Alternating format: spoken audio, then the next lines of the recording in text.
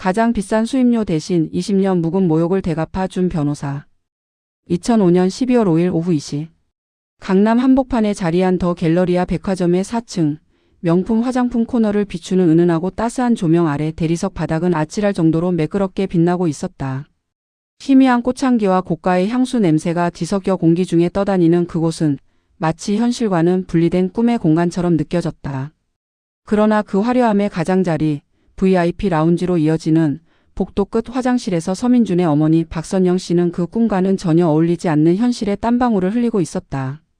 낡고 빛바랜 회색 작업복 차림의 그녀는 허리를 깊이 숙인 채 익숙하지만 고된 손놀림으로 화장실 바닥을 닦고 있었다.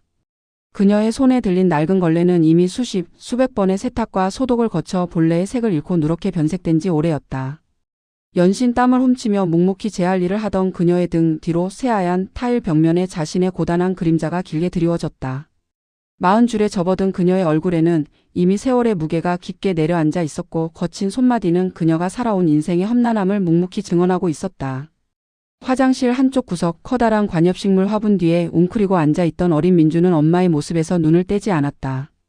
이제 겨우 7살. 호기심 많고 장난기 넘치는 나이였지만 이곳 백화점에서만큼은 엄마에게 방해가 될까봐 늘 조용히 숨죽인 채였다.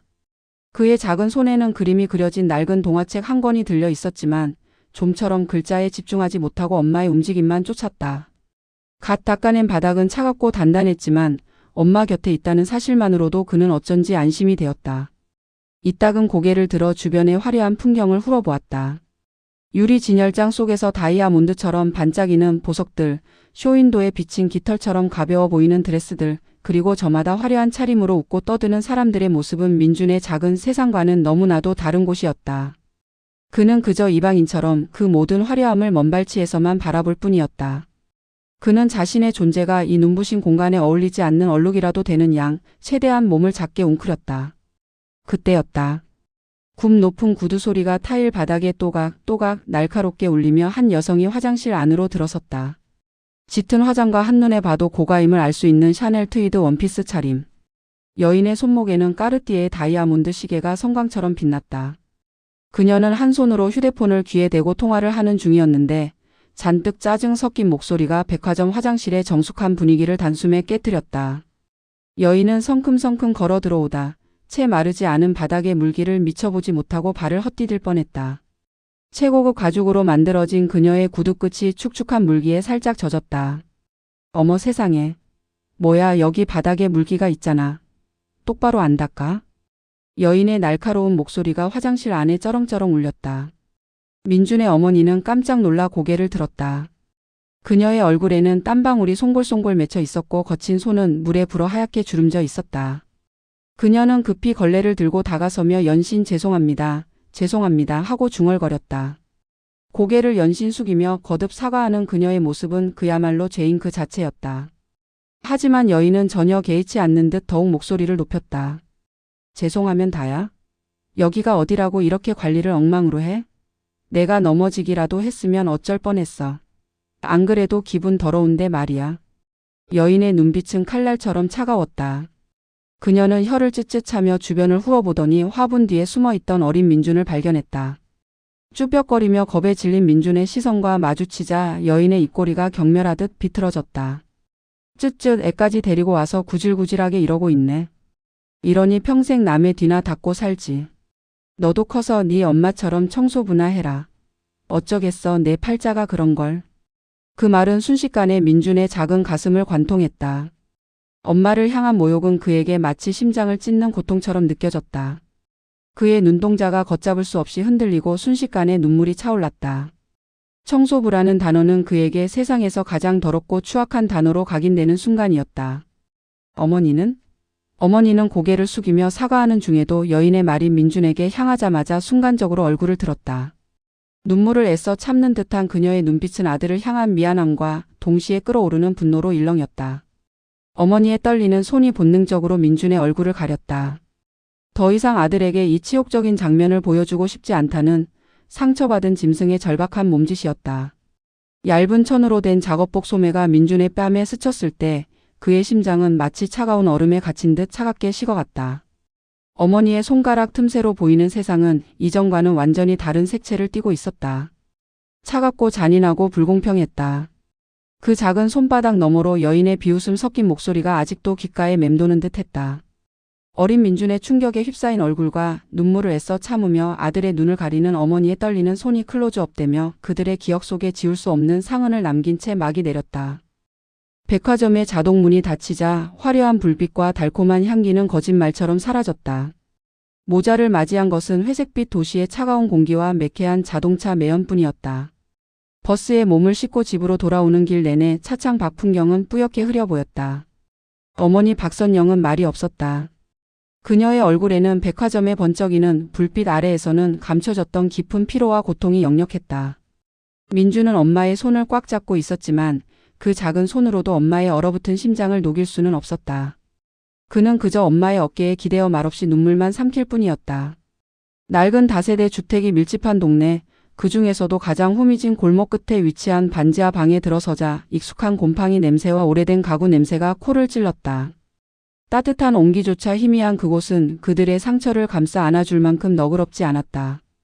선영 씨는 애써 아무 일 없었다는 듯 평소와 다름없이 민준의 저녁을 차려주었다. 밥상 위에는 김이 모락모락 피어나는 김치찌개와 계란말이 그리고 콩나물 무침이 전부였다. 소박하지만 정성스러운 밥상. 그러나 민준은 좀처럼 숟가락을 들 수 없었다. 밥알 하나하나가 마치 백화점 여인의 비웃음처럼 느껴져 목구멍으로 넘어가지 않았다. 엄마는 괜찮다는 듯 미소 지었지만 그 미소는 금방이라도 부서질 듯 위태로워 보였다. 민준아, 밥 먹어야지. 엄마가 우리 아들 좋아하는 계란말이 많이 했어. 엄마 죄송해요. 민준은 울먹이며 말했다. 그 말에 선영 씨의 눈빛이 파도처럼 흔들렸다. 그녀는 아들의 머리를 쓰다듬으며 아무렇지도 않은 척했다. 뭐가 죄송해. 우리 아들이 뭘 잘못했다고. 맛있게 먹으면 되지. 하지만 그 말 속에는 감당할 수 없는 슬픔이 묻어 있었다. 밥을 먹는 내내 그녀는 애써 밝은 표정을 지으려 노력했지만 그 노력은 오히려 민준의 가슴을 더욱 아프게 할 뿐이었다. 그는 다짐했다. 다시는 엄마의 얼굴에서 저런 슬픔을 보지 않게 하겠다고. 밤이 깊어지고 민준은 이미 잠든 척 이불 속에 누워 있었다. 얇은 벽 너머로 엄마의 기척이 느껴졌다. 거실에서 들려오는 희미한 흐느낌 소리. 민준은 침대에서 조용히 빠져나와 문틈으로 거실을 엿보았다. 엄마는 낡은 식탁에 엎드려 어깨를 들썩이며 소리 없는 울음을 터뜨리고 있었다. 불빛조차 아끼는 듯 희미한 스탠드 불 아래 그녀의 모습은 너무나도 작고 여려 보였다. 낮에는 애써 참았던 눈물이 터져 나오듯 그녀의 몸은 주체할 수 없이 떨리고 있었다. 낮 동안 겪었던 모욕감, 아들이 그 모든 것을 보았다는 죄책감, 그리고 벗어날 수 없는 가난에 대한 절망감이 뒤섞여 그녀를 짓누르고 있었다. 그 모습을 문틈으로 지켜보던 민준의 얼굴은 차갑게 굳어갔다. 그의 작은 주먹이 저절로 불끈 쥐어졌다. 그 순간 그의 마음속에 깊이 가라앉아 있던 복수심의 불꽃이 활활 타오르기 시작했다. 마치 차가운 강철처럼 단단하게 벼려지는 맹세였다. 다시는 어머니가 남에게 무시당하지 않게 하겠다고. 그녀의 눈물은 그의 가슴에 깊은 상흔을 남겼고 동시에 그의 인생을 송두리째 바꿀 맹세의 씨앗이 되었다. 그 맹세는 단순한 어린아이의 다짐이 아니었다. 그것은 그의 모든 것을 걸고 이루어낼 20년짜리 복수 프로젝트의 서막이었다. 그날 이후 선영 씨는 아들의 성공을 위해 밤낮으로 굳은 일을 마다하지 않았다. 그녀의 몸은 이미 백화점에서의 수치심과 아들을 향한 미안함, 그리고 아들의 미래에 대한 간절함으로 가득 차 있었다. 새벽부터 일어나 식당 설거지를 하고 동이 트면 빌딩 청소 일을 나갔다. 잠이 부족해 눈밑은 늘 거뭇했지만 아들의 밝은 미래를 생각하면 힘든 줄도 몰랐다. 그녀의 거친 손은 물에 젖고 거친 세제에 갈라졌지만 아들이 주는 따뜻한 밥 한 끼 엄마 사랑해요 라는 말 한마디에 모든 피로가 눈 녹듯 사라지는 듯 했다. 그녀의 헌신은 아들의 복수심을 더욱 단단하게 만들었다. 민준 역시 독하게 공부에만 매달렸다. 잠이 쏟아져도 찬물로 세수를 하고 배가 고파도 꾸역꾸역 책상에 앉았다. 그의 작은 방은 더 이상 평범한 아이의 놀이터가 아니었다.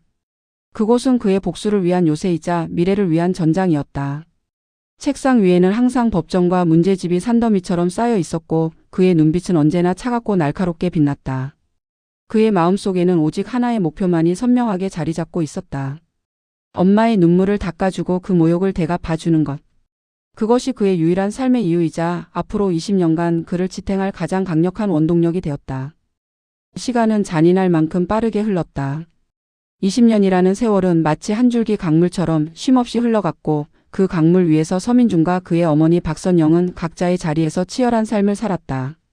그들의 삶은 마치 한 편의 흑백 영화처럼 가난과 역경이라는 거친 필터를 통해 더욱 선명하게 각인되었다.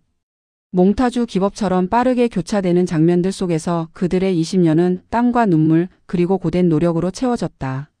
화면 가득 어머니의 낡고 거친 손이 클로즈업되었다. 그 손은 한 번도 쉬어본 적이 없는 듯 했다. 새벽의 차가운 주방에서 기름때 낀 식기들을 맹렬히 닦아내고 있었다. 펄펄 끓는 물김 속에서 그녀의 손은 새빨갛게 익어 있었고 거친 수세미에 쓸린 피부는 군데군데 벗겨져 피가 살짝 비치기도 했다. 이내 그 손은 낡은 걸레를 꽉 짜고 있었다.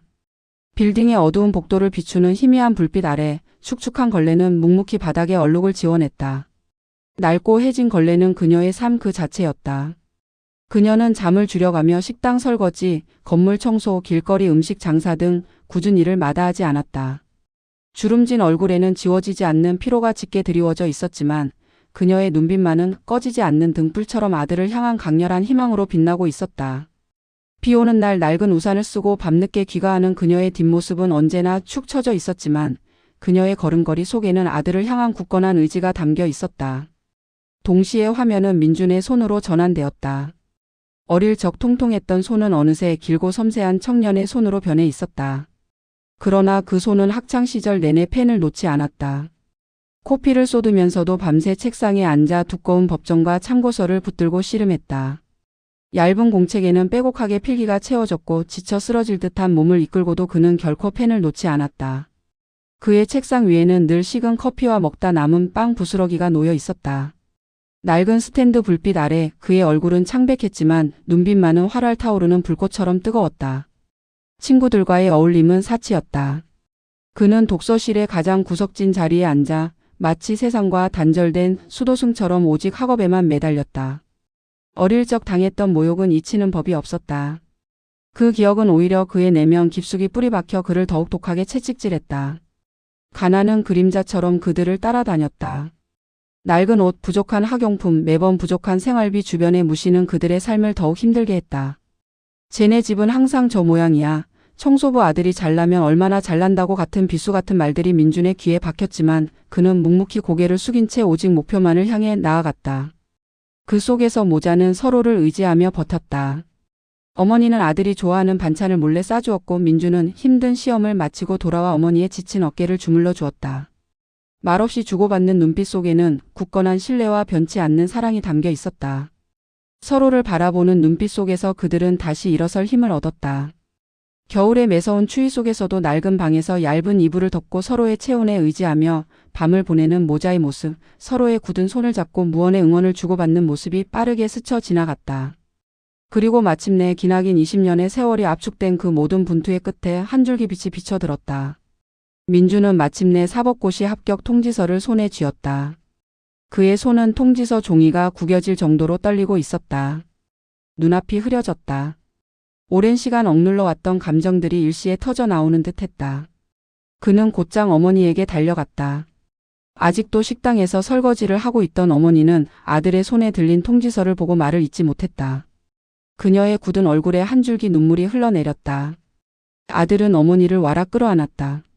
낡은 작업복에서 나는 기름 냄새와 땀 냄새가 그에게는 세상에서 가장 향기로운 냄새처럼 느껴졌다.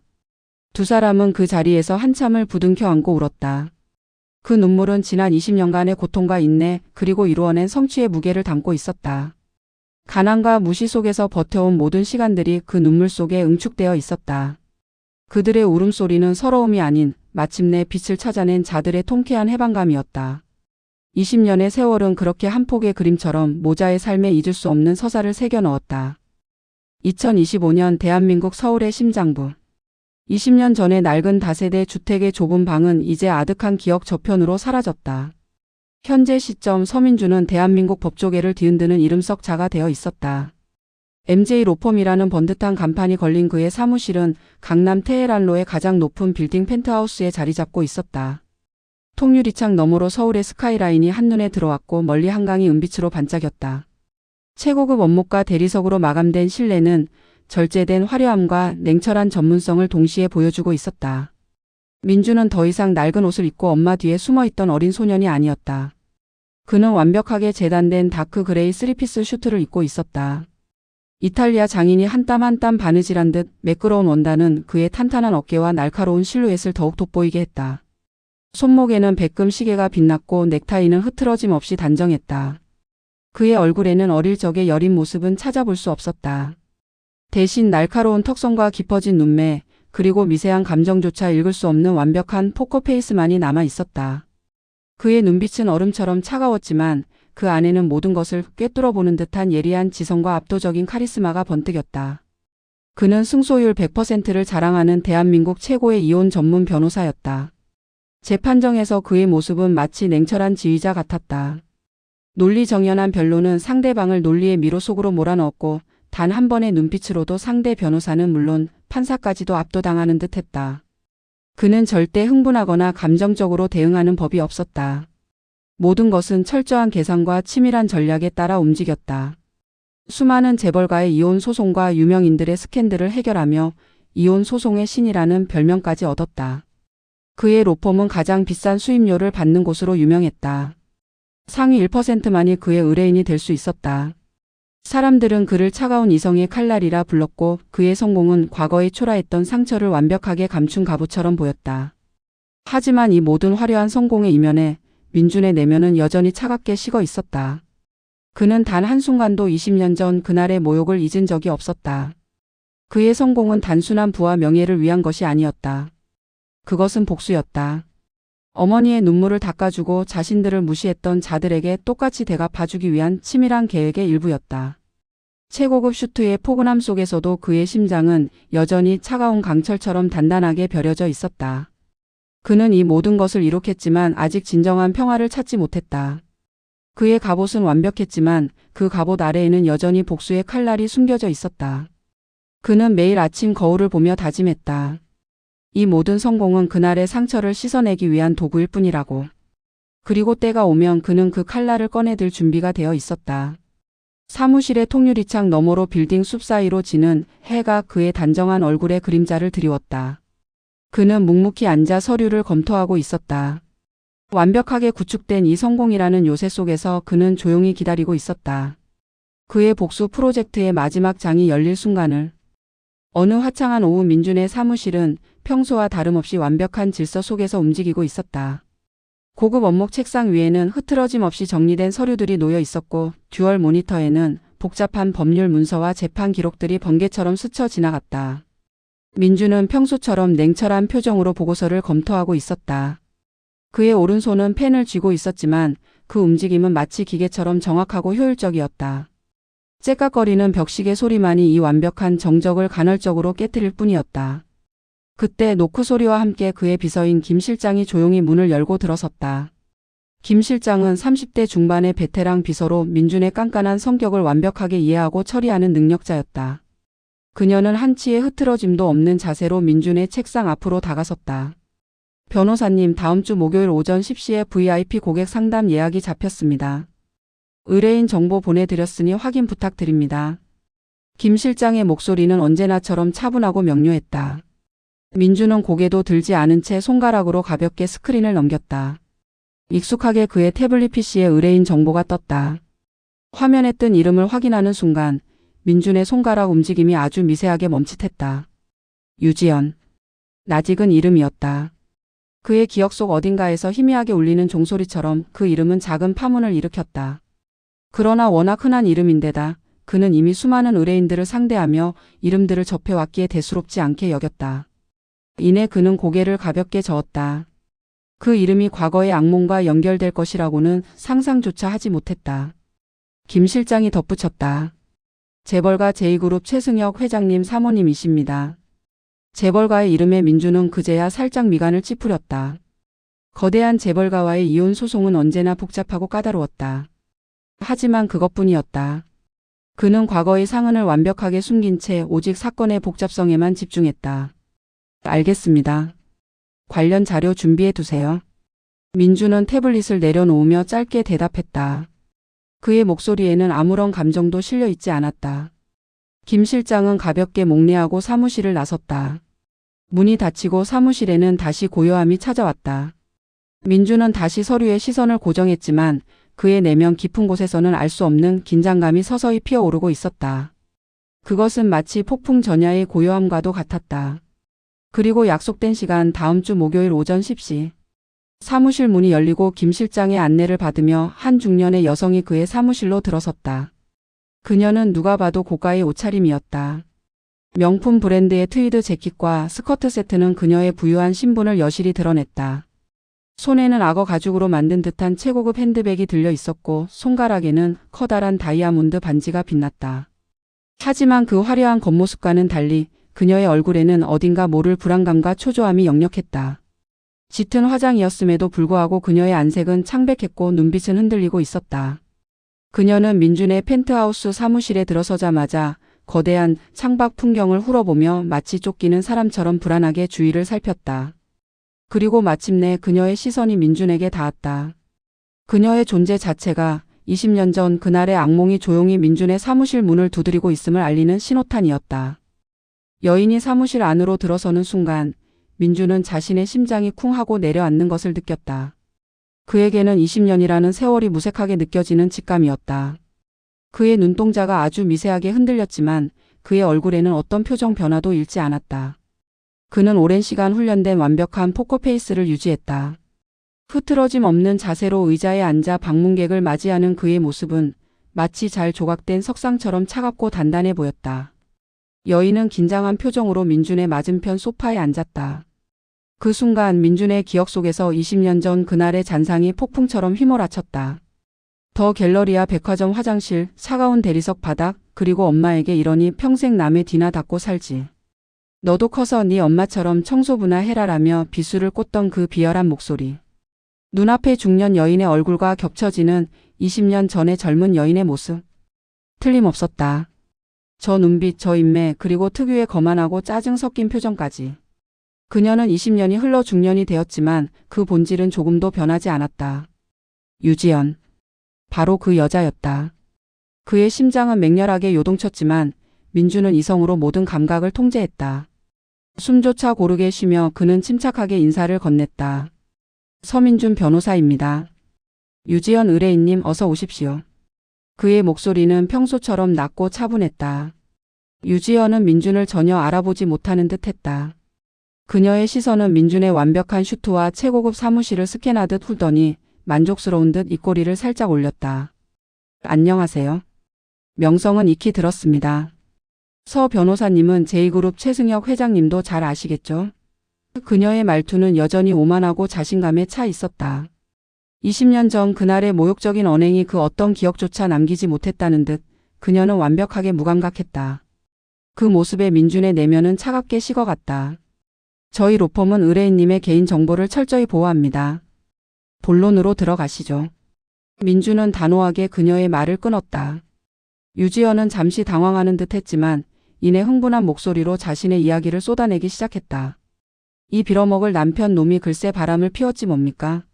젊은 년이랑 대놓고 호텔을 들락거리고 제가 이 집안을 위해 바친 세월이 얼만데 감히 저한테 이럴 수가 있어요? 그녀는 분노와 배신감에 사로잡혀 있었다. 남편의 외도를 고발하며 격앙된 목소리로 위자료와 재산 분할에 대한 자신의 권리를 주장했다. 저는 최대한 많이 받아야 합니다. 남편 놈이 가진 재산이 얼만데요? 서 변호사님이라면 가능하시겠죠? 승소율 100%라고 들었습니다만. 그녀의 눈에는 돈과 복수심만이 가득했다. 그녀의 추악한 이야기는 20년 전 백화점 화장실에서의 그 고귀한 척하던 모습과는 완벽하게 모순되었다. 민준은 그녀의 이야기를 묵묵히 들어주었다.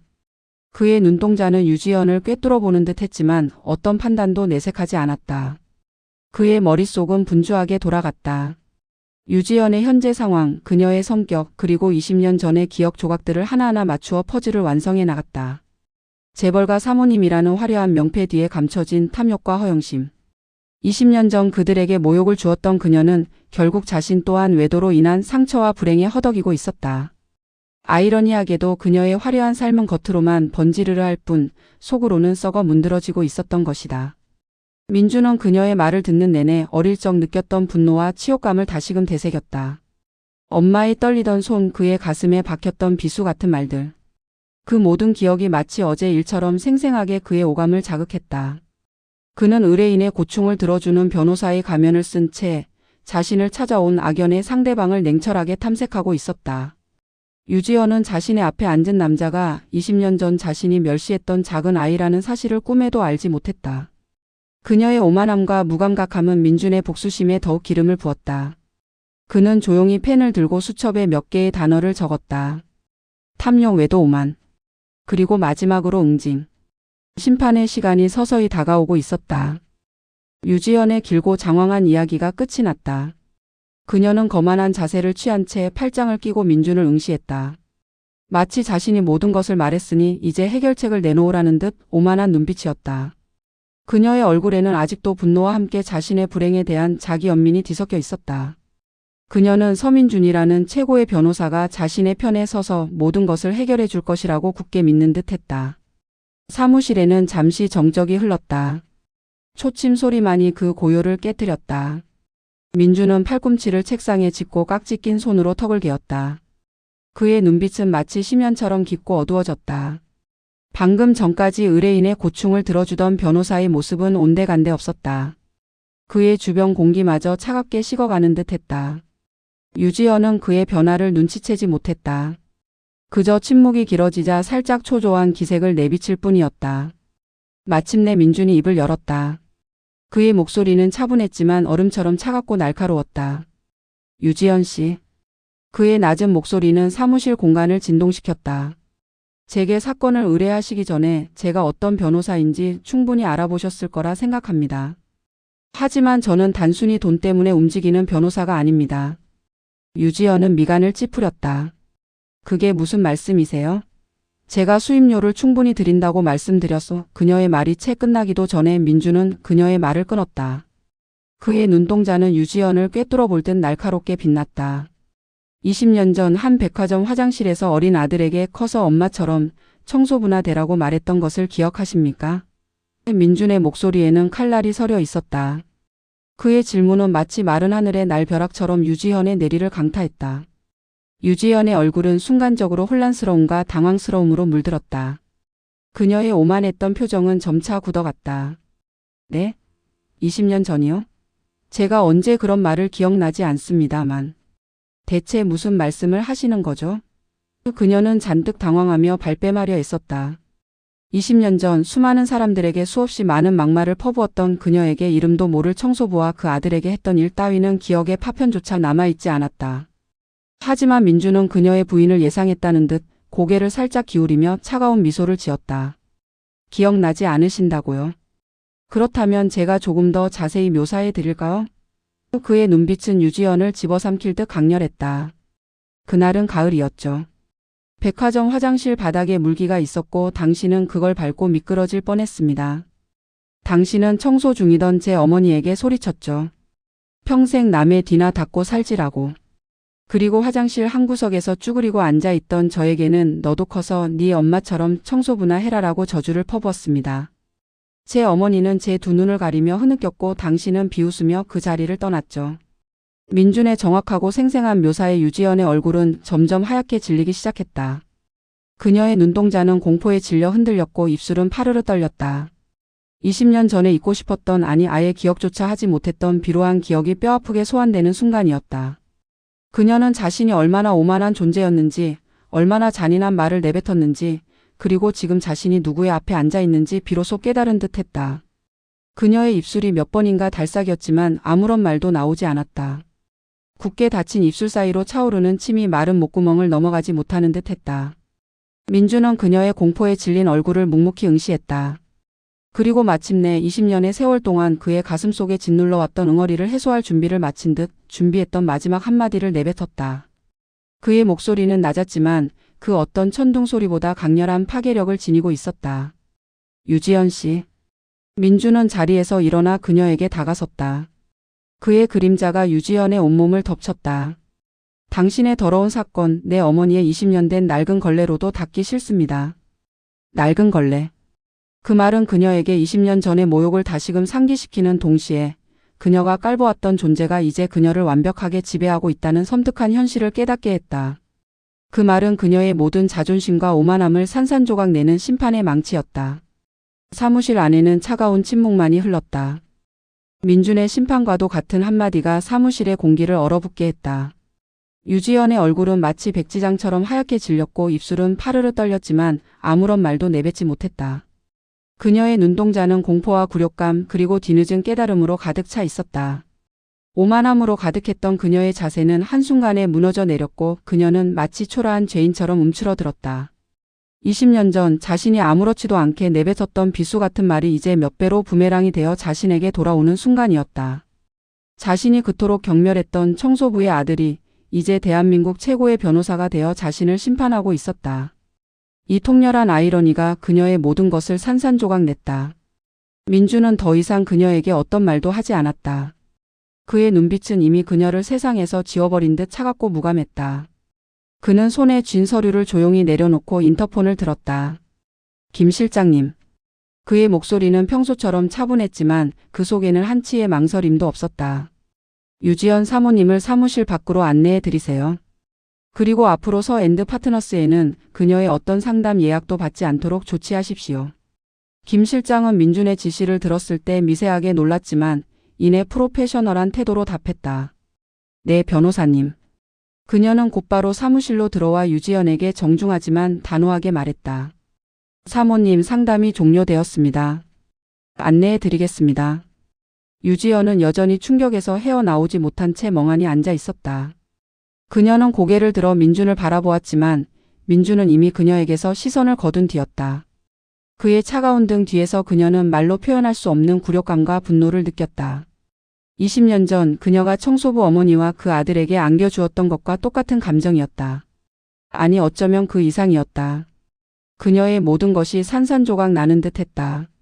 그녀는 간신히 몸을 일으켜 비틀거리며 사무실 문을 나섰다. 그녀의 화려한 옷차림은 한순간에 초라한 허울이 되어버렸다. 유지연이 떠난 뒤 사무실 문이 닫히고 다시금 고요가 찾아왔다. 민주는 홀로 남겨진 사무실 중앙에 우뚝 서 있었다. 그의 등은 여전히 고닫지만 그의 얼굴에는 20년이라는 긴 세월 동안 짓눌러왔던 모든 감정이 한꺼번에 폭발하듯 밀려왔다. 그는 깊은 숨을 들이쉬고 내쉬었다. 그 숨소리는 마치 거친 파도가 몰아치는 소리처럼 격렬했다. 그의 손은 미세하게 떨리고 있었고 그의 눈가에는 뜨거운 눈물이 맺혔다. 그러나 그 눈물은 슬픔이나 후회의 눈물이 아니었다. 그것은 오랜 고통 끝에 찾아온 해방감, 마침내 과거의 상처를 완벽하게 씻어낸 자의 벅찬 카타르시스였다. 20년 전 어린 민준의 눈을 가리던 어머니의 떨리는 손, 그 손가락 사이로 비치던 어머니의 눈물, 그리고 그에게 던져진 잔인한 모욕. 그 모든 기억이 마치 더러운 얼룩처럼 그의 삶에 깊이 박혀 있었지만 이제 그 얼룩은 깨끗하게 지워졌다. 그는 마침내 자유로워진 것이다. 무거운 갑옷을 벗어 던진 전사처럼 그의 어깨를 짓누르던 거대한 짐이 사라졌다. 그의 얼굴에는 알 수 없는 묘한 미소가 번졌다. 그것은 복수의 완성에서 오는 만족감과 비로소 자신과 어머니의 상처가 치유되었음을 알리는 희미한 희망의 미소였다. 20년이라는 긴 여정의 종착역에 도달한 그는 이제 진정으로 자신만의 삶을 시작할 준비가 되어 있었다. 복수의 완벽한 끝을 경험한 후 서민주는 단 한순간도 지체할 수 없었다. 그의 발걸음은 마치 자석에 이끌리듯 자연스럽게 어머니가 여전히 일하고 있는 낡은 상가 건물로 향했다. 최고급 세단에 몸을 싣고 고층 빌딩 숲을 지나 낡은 골목길로 접어드는 동안 민준의 마음속에는 복수의 쾌감과 함께 어머니에 대한 깊은 사랑과 미안함이 교차했다. 그 모든 복수는 결국 어머니를 위한 것이었고 이제 그 결실을 그녀와 함께 나누고 싶었다. 그가 도착한 곳은 재개발 예정 지역으로 지정된 낡고 허름한 상가 건물이었다. 시멘트 벽은 여기저기 금이 가 있었고 계단 난간은 녹이 슬어 있었다. 번쩍이는 그의 로펌 건물과는 하늘과 땅 차이였다. 민주는 익숙하게 층계를 올라 어머니가 청소하고 있을 낡은 복도로 들어섰다. 희미한 형광등 불빛 아래 어머니 박선영 여사는 여전히 손에 낡고 해진 걸레를 든 채 바닥을 닦고 있었다. 그녀의 허리는 조금 더 굽어 있었고 움직임은 젊은 시절보다 훨씬 느려져 있었다. 그러나 그녀의 손놀림은 여전히 꼼꼼했고 이마에는 땀방울이 송골송골 맺혀 있었다. 어머니. 민준의 목소리가 들리자 선영은 화들짝 놀라며 고개를 들었다. 아들이 이곳까지 찾아올 줄은 꿈에도 몰랐던 듯 했다. 그녀의 얼굴에는 반가움과 함께 당황스러움이 스쳤다. 아들에게 자신의 고된 노동 현장을 보여주는 것이 미안했던 모양인지 그녀는 무의식적으로 낡은 걸레를 등 뒤로 숨기려 했다. 그 작은 행동에서 민주는 어머니의 지난 20년간의 삶을 모두 읽어낼 수 있었다. 민주는 한 걸음 한 걸음 어머니에게 다가섰다. 그의 얼굴에는 여전히 모든 감정을 감춘 포커페이스가 유지되고 있었지만 그의 눈빛은 어느 때보다 따뜻하고 깊었다. 그는 어머니의 거친 손에서 조용히 그리고 아주 부드럽게 낡은 걸레를 빼앗았다. 선영은 순간적으로 아들의 행동에 의아해하며 그의 얼굴을 올려다보았다. 민주는 아무 말 없이 그 낡고 해진 걸레를 들어 가장 가까운 쓰레기통에 조용히 버렸다. 낡은 걸레가 쓰레기통 안으로 떨어지는 소리는 너무나도 작았지만 그 소리는 20년이라는 긴 세월을 마감하는 거대한 종소리처럼 울려 퍼지는 듯 했다. 선영의 눈은 아들의 행동에 당황했지만 이내 그의 눈빛에서 모든 것을 읽었다. 아들이 자신에게 해방감을 선물하기 위해 지난 20년간의 고통을 끝내기 위해 이곳에 왔다는 것을. 그리고 그 모든 것의 정점에 지금 이 순간이 있다는 것을. 민주는 어머니의 두 손을 잡았다. 거칠고 마디마디 굵어진 어머니의 손은 그에게 이 모든 성공의 증거이자 사랑의 증표였다. 어머니. 민준의 목소리는 낮고 단호했다. 이제 정말 다 끝났어요. 이 지긋지긋한 일 그만두세요. 어머니 선영은 아들의 말에 아무런 대답도 할 수 없었다. 그녀의 눈가에는 뜨거운 눈물이 한 줄기 흐르기 시작했다. 그것은 억눌렀던 회한과 함께 이제야 비로소 찾아온 안도감 그리고 아들을 향한 한없는 고마움이 뒤섞인 눈물이었다. 그녀는 20년 동안 이 말을 얼마나 듣고 싶어 했던가. 평생을 자신을 위해 헌신했던 아들의 눈빛에서 그녀는 더 이상 고통받지 않아도 된다는 따뜻한 메시지를 읽었다. 그녀는 아들의 손을 꽉 잡고 조용히 흐느꼈다. 그들의 침묵 속에서 20년간의 헌신과 희생 그리고 마침내 찾아온 해방감이 교차했다. 낡은 상가 건물의 희미한 불빛 아래 두 사람의 그림자가 길게 늘어지며 과거의 모든 굴레가 벗겨지는 듯했다. 화려한 서울의 야경이 한눈에 내려다 보이는 최고급 레스토랑. 통유리창 너머로 반짝이는 도시의 불빛은 마치 밤하늘의 별들을 옮겨 놓은 듯 환상적이었다. 은은한 클래식 음악이 흐르고 테이블 위에는 고급스러운 식기들이 세련되게 세팅되어 있었다. 평생 이런 곳에는 발 디뎌 본 적 없는 어머니 박선영 여사는 다소 어색하고 불편한 기색이었다. 그녀는 등받이가 높은 고급스러운 의자에 앉아 있었지만 왠지 모르게 초조해 보였다. 손에 든 두꺼운 메뉴판을 펼쳤지만 생소한 음식 이름과 높은 가격에 입을 다물지 못했다. 민준아, 이런 곳은 너무 비싸지 않니? 그냥 집에서 따뜻한 국이나 먹지 그랬어. 그녀는 작은 목소리로 중얼거렸다. 평생을 절약하며 살아온 그녀에게 이곳의 모든 것은 과분하게 느껴지는 듯했다. 그녀의 눈동자는 불안하게 흔들렸지만 아들 민준의 얼굴에는 그저 따뜻한 미소만이 감돌았다. 민준은 그런 어머니를 보며 부드럽게 웃었다. 어머니 괜찮아요. 오늘은 제가 어머니께 대접하는 날이잖아요. 평생 고생하신 어머니께 이 정도는 아무것도 아니에요. 그는 직접 메뉴판을 받아 들고 어머니가 좋아할 만한 음식을 주문해 주었다. 그의 눈빛에는 어머니를 향한 깊은 사랑과 존경심이 가득했다. 그의 손은 어머니의 떨리는 손을 잡아주며 안심시켰다. 이윽고 주문한 스테이크가 나왔다. 부드러운 안심 스테이크 위에 데미글라스 소스가 뿌려져 있었고 옆에는 색색깔의 채소들이 아름답게 플레이팅되어 있었다.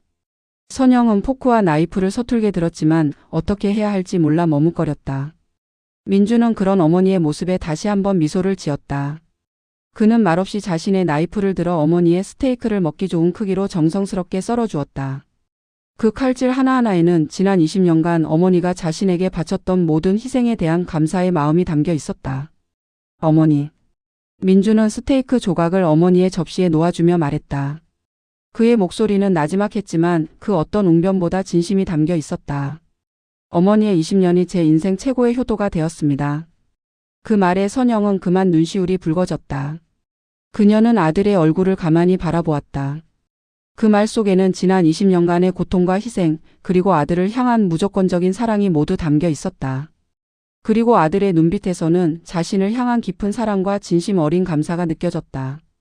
20년 전 백화점 화장실에서의 모욕, 반지하 방에서 홀로 삼키던 눈물, 굳은 살 박힌 손으로 읽어낸 수많은 고난들이 주마등처럼 스쳐 지나갔다. 그 모든 고난의 시간들이 이제는 아들의 성공과 행복으로 보상받는 듯 했다. 선영의 얼굴에 마침내 환한 미소가 번졌다.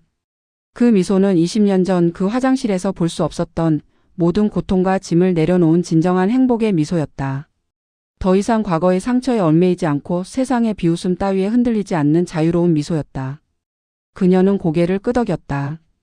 그래, 내 아들 내가 자랑스럽다. 민주는 어머니의 환한 미소를 보며 그의 마음속 깊은 곳에 남아있던 마지막 얼룩까지 깨끗하게 씻겨 내려가는 것을 느꼈다.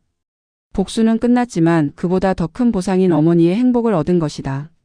그들은 마주 앉아 와인잔을 부딪혔다. 맑은 소리가 밤하늘에 울려 퍼지는 듯 했다. 더 이상 고통과 회한으로 얼룩지지 않은 오직 서로의 헌신과 사랑을 확인하며 새로운 시작을 축복하는 두 사람의 행복한 모습이 레스토랑의 화려한 야경을 배경으로 빛났다. 과거의 악몽은 비로소 완전히 끝이 났고 그들의 앞에는 밝고 따뜻한 미래만이 펼쳐져 있었다. 세상에서 가장 따뜻하고 의미 있는 저녁 식사였다. 이야기는 두 사람의 평화롭고 행복한 웃음 속에서 막을 내렸다.